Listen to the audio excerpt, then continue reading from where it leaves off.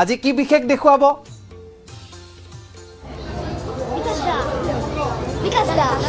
গুঞ্জন চাওক, নলবাৰী শ্ৰী শ্ৰী হৰি মন্দিৰৰ ৰাস মহোৎসৱৰ আজি হ'ল ৭মটো দিন আৰু আজিও মঞ্চস্থ হ'ব জীৱন্ত ৰাস। ৰাস মধুৰম লৈ সাজু হৈ আছে এইসকল কণমানি দেখিবলৈ পাইছে।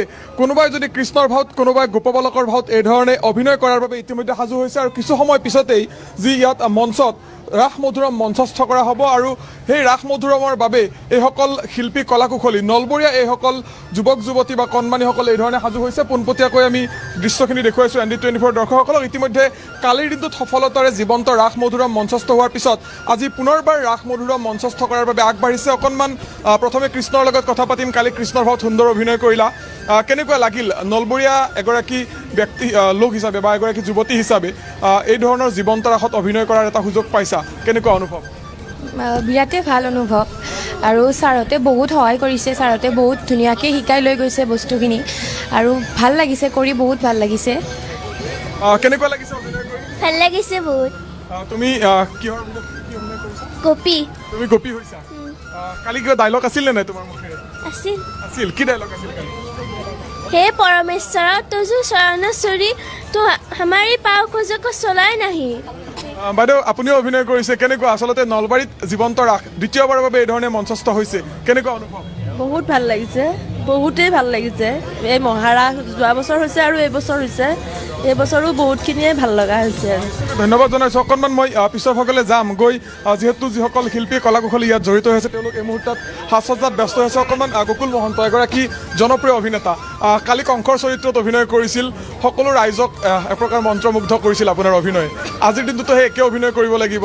মই কেনেকুৱা লাগিছে সেই কথাটো নুসুধোঁ, অকণমান আপোনাৰ সংলাপ শুনিম, কাৰণ আপোনাৰ কালি সংলাপে যথেষ্ট কিন্তু ৰাইজক আমোদ দিব নহয়। হয়, ধন্যবাদ জনাইছোঁ আপোনালোকক।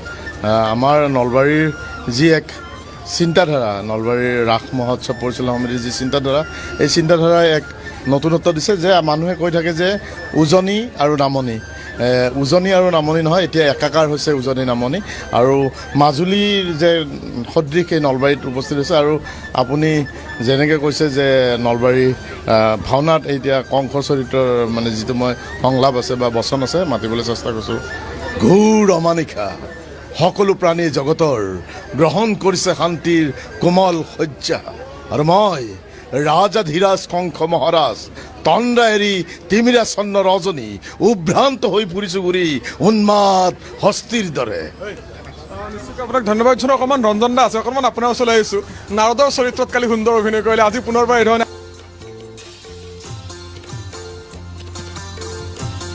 আৰু প্ৰদৰ্শন, কেনেকুৱা অনুভৱ? ভালে লাগিছে।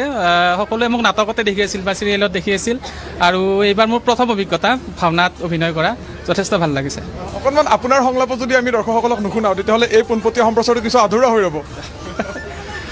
নাৰায়ণ নাৰায়ণ প্ৰভু, আপোনাৰ স্মৰণত আপোনাৰ দাসৰো দাস আহিলোঁ প্ৰভু, সেৱা গ্ৰহণ কৰক।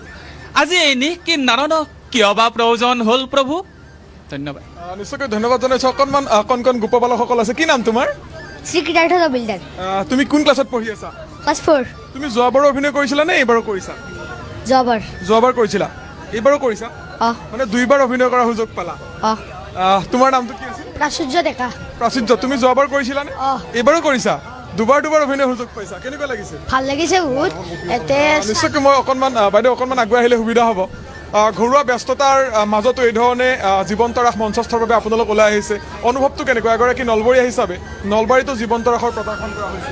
মানে আমি যেতিয়া হোষ্টেলত থাকোঁ তেতিয়া আমাৰ লগবিলাকে জীৱন্ত ৰাস কৰিব যায়, আপাৰ আছামৰবিলাকে। আমাৰ ইয়াতে নহয়, আমাৰ সেইটো খুব দুখ আছিল। আৰু এই দুবছৰ আমি পালোঁ, কিন্তু যোৱা বছৰ মোৰ অহা নহ'ল বিভিন্ন অসুবিধাৰ কাৰণে। এইবাৰ মই নিজে অলপ কষ্ট কৰি হ'লেও সময় উলিয়াই আহিছোঁ, যথেষ্ট ভাল লাগিছে মানে, আৰু চবকে লগ পাইছোঁ, বহুত ভাল লাগিছে নলবাৰী। ধন্যবাদ জনাইছোঁ। অকণমান কথা পাতিম তোমালোকৰ লগত। নামটো কোৱা প্ৰথমে। স্মিতাক্ষী কাশ্যপ। কেনেকুৱা লাগিছে ইয়াত অভিনয় কৰি? ভালে লাগিছে। যোৱাবাৰ কৰিছিলানে অভিনয়? কৰিছিলোঁ, এইবাৰো কৰাৰ সুযোগ পাইছা, অনুভৱটো কেনেকুৱা? বহুত ভাল লাগিছে। যিহেতু আগৰবাৰ বালক হৈছিলোঁ আৰু এইবাৰ কালি গোপী হ'লোঁ আৰু আজি কৃষ্ণ, বহুত ভাল অনুভৱ হৈছে। আজিও তুমি কৃষ্ণৰ চৰিত্ৰত কৃষ্ণৰ চৰিত্ৰ। অকণমান তোমাৰ সংলাপ থাকিব নিশ্চয়, অকণমান সংলাপ আমি শুনি। সংলাপ মানে মোৰ সেনেকুৱা